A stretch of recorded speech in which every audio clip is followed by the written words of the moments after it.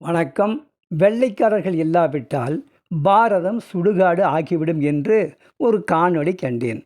உலகம் ஒரு குடும்பம் என்று கூறும் வசுதைவ கொள்கை கொண்டது பாரதம். மக்கள் எல்லோரும் ஒன்றே என்று கூறும் நாட்டை அடிமைப்படுத்தியவன் வெள்ளைக்காரன்.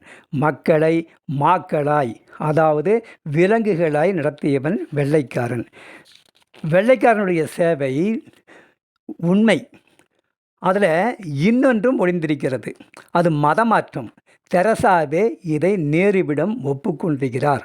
மதமாற்றம் இல்லை என்றால் இங்கு எங்களுக்கு வேலை இல்லை என்று கூறியவர்தான் தெரசா.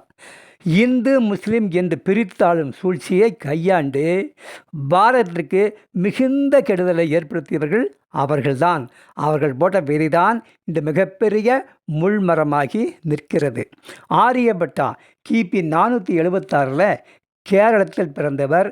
பூமி உருண்டை என்றும் தனக்குத்தானே சுழன்று இரவு பகல்களை உண்டாக்குகிறது என்றும் கூறியவர். ஆனால் கிறித்தவர்களோ பூமி தட்டையானது என்று கூறியவர்கள்.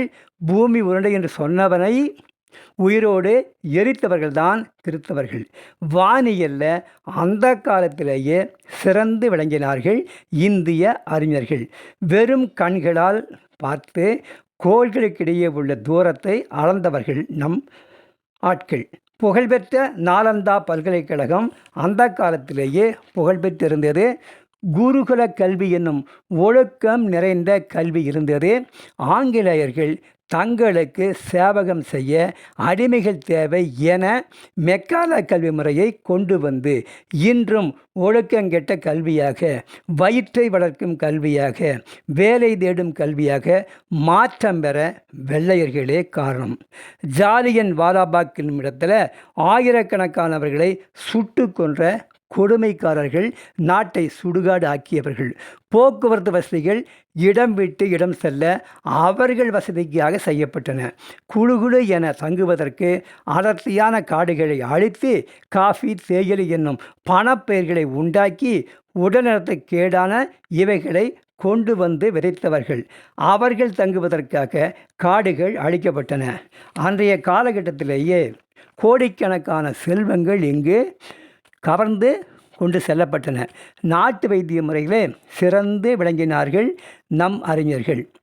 ஒரு தீப்பெட்டிக்குள் சேலையே மடித்து வைக்கும் அளவிற்கு திறமையான கைத்தறி நெசவுகள் இங்கே இருந்தன. அவர்களுடைய கட்டை விரல்களெல்லாம் வெட்டப்பட்டன. பாக் பிரிவினையின் போது தக்க நடவடிக்கைகள் மேற்கொள்ளாமல் இந்திய மக்கள் லட்சக்கணக்கான பேர் மடிந்து நாட்டை சுடுகாடு ஆவதற்கு காரணமாக இருந்தார்கள். நவகாளி கலவரம், மாப்ளா கலவரம், வெள்ளையர்கள் விதைத்த விதையின் விஷவதியில் விளைந்த பாதகம். ஆயக்கலைகள் 64 கற்பித்த நம்முடைய நாட்டில் வானியல்லையும் சிறந்து விளங்கினார்கள். ஆணும் பெண்ணும் சரிநிகர் சமானம் என்று அர்த்தநாரீஸ்வரர் தத்துவத்தை உலகுக்கு அளித்தவர்கள் நம்முடைய நாட்டினர்.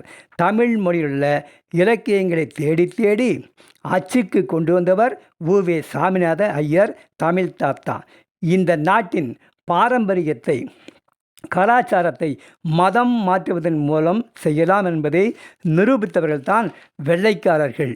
அகநானூறு, புறநானூறு, 10 பாட்டு, 8 தொகை, 11 கணக்கென்றெல்லாம் படைத்தவர்கள் நம் நாட்டினர். இந்தியாவில் உள்ள பிரம்மாண்டமான கோயில்கள் பண்பாட்டின் களஞ்சியங்கள். வெள்ளையர்கள்தான் கல்வியை விதைத்தார்கள். அவர்கள் இல்லாவிட்டால் நாடு சுடுகாடு ஆகியிருக்கும் என்பது கைக்கூலிகளின் கருத்து.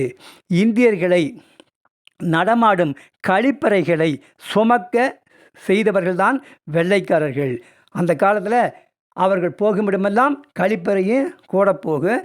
அந்த கழிப்பறையை நம் இந்திய மக்களை சுமக்க வைத்தவர்கள் தான் வெள்ளைக்காரர்கள். தங்கள் தேவைக்காக செய்து கொண்டதை நமக்காக செய்து கொண்டார்கள் என்பது அபத்தம். தெரிந்தே செய்யும் முடவாதம். அவர்கள் இல்லாவிட்டால் நாடு இன்னும் வளமையாக, அவர்கள் நம்மை ஆட்சி செய்யாவிட்டால் நாடு இன்னும் சிறந்ததாக இருந்திருக்கும் என்பதே உண்மை. நன்றி.